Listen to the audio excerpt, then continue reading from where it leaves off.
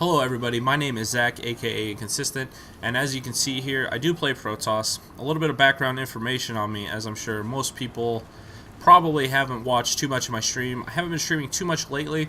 I did stream tons in the beta and the launch of SC2, but there have been a lot of other games come out lately, and that coupled with work, I just haven't got nearly as much play in as I would like. I'm currently about 1600 diamond on the ladder. My MMR is around 2400-ish, so I get pretty good gameplay against people I play. I usually will see games end within about 10 to 15 minutes, but this one stretched on a little bit longer. And I thought I would show some of my faults, some of my good things, and just generally what I'm thinking as the game is going on. A lot of the games casted are by people that aren't playing. I don't necessarily think that's bad. It's great. Analyzing the game is awesome, but you don't get nearly as much insight as to what is going on in a player's head, just because putting things into motion from talking about them are two completely different things, I'm sure, as virtually everybody knows. So I just want to shed a little bit of insight upon that and what I'm thinking. I like playing Zerg. I think it's, well, against Zerg, I think it's one of my better matchups. My PvT has always been not nearly as great. The games are far beyond coin flippish for me, and I just haven't really got a grasp on it quite yet. What you will see here is that I'm just scouting. It's early game. I always scout right after I make my pylon just because it's the ladder, and you will hit so much cheese that it just helps prevent and win more games. I'm sure as many of you that watch Day 9 will see and agree with, if just doing little things helps you win more games, get a couple more percentage win, and you just start increasing your play game after game, and you just want to keep doing that over and over. It becomes harder, you know, as you master more and more things, but most everybody has things they can improve upon. I'm sure most of you watch a lot of other casters. You can see some other faults with gameplay, but it's not necessarily that they're bad at the game or anything like that. As you can see, the Zerg is stealing my gas. I don't necessarily need it right now, but in this game I didn't really have a plan when I was coming into it. That happens a lot of games I play in.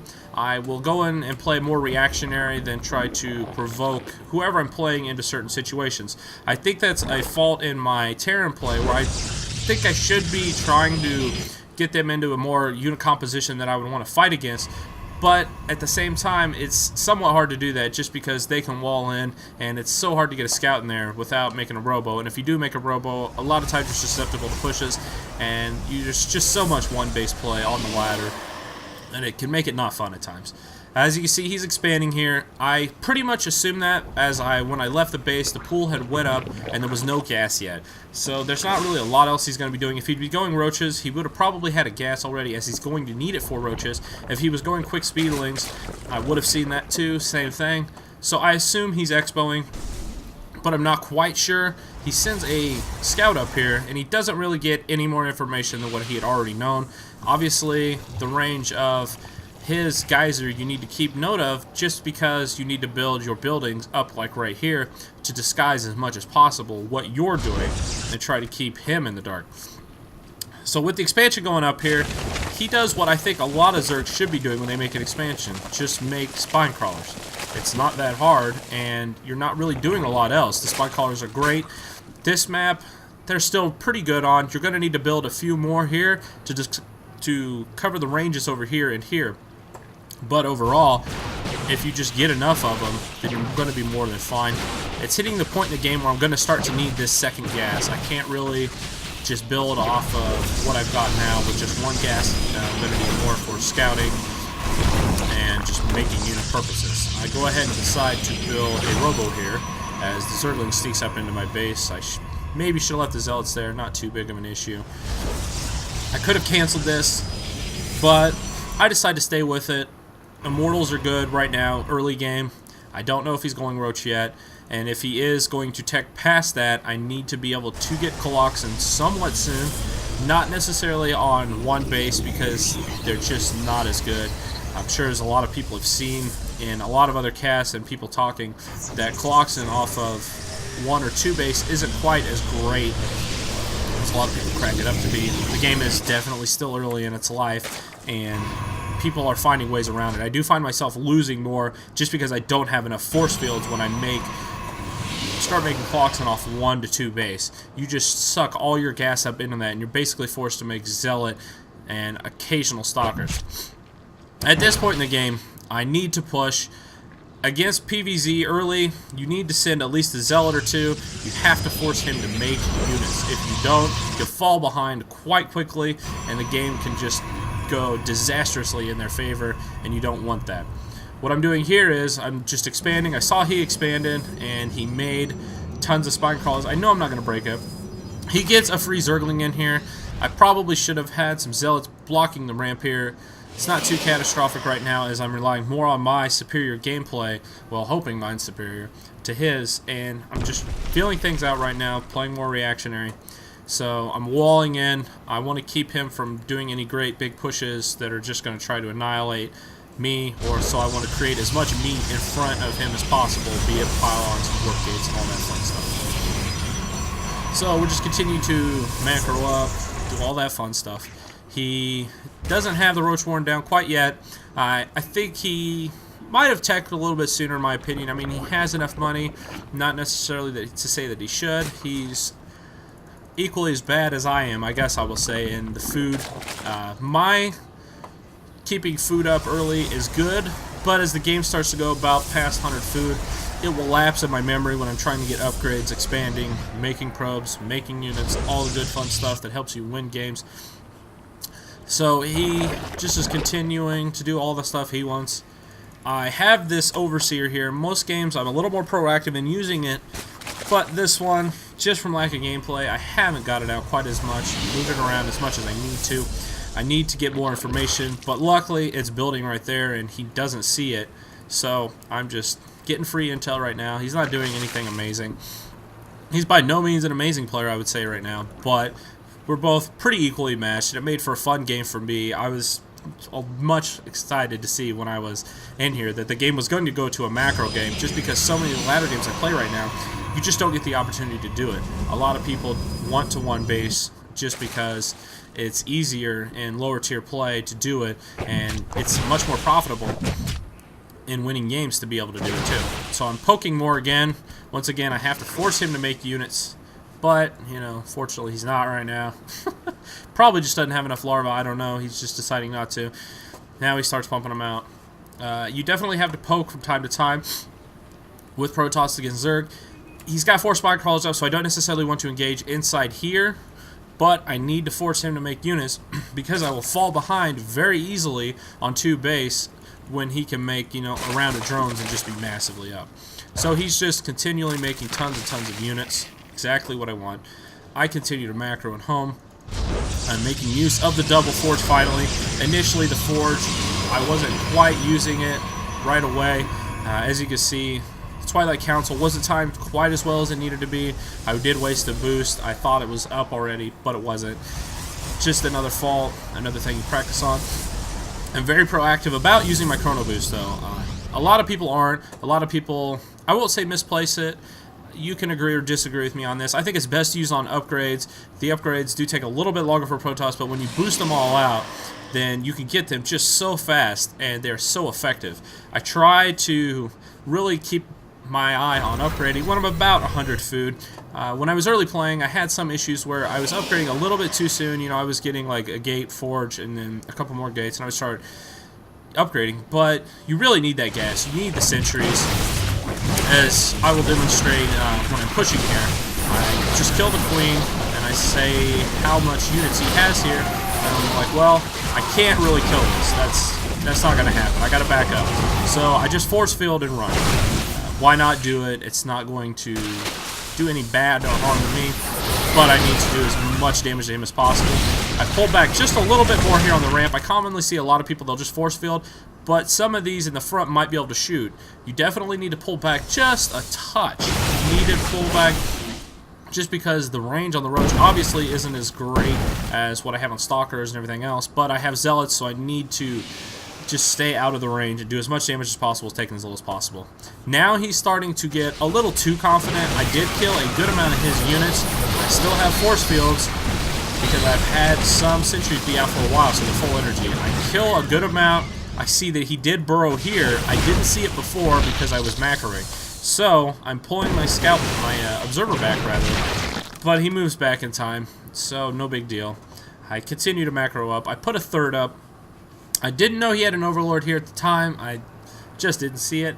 I don't know if he saw it or not because his vision was not all that great around here, but the probe's pretty much going to go up the road right there, so I'd have to assume that he did. I can't assume that he didn't.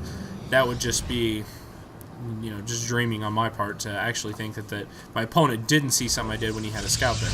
I'm continuing to boost out upgrades, as you can see, and it will show the effects of here soon. My chrono boost is staying under 100. I need to use that, but my money is low, so it's not necessarily all that bad right now. I'm starting to run out of money in my main, so I'm going to take my third. I expand to the 4-2. I don't know if I was being a little too optimistic here or not. I know he's still on 2 base because I have the towers unless he decided to drop. I did see this probe go by and make this base, so I knew he was on there.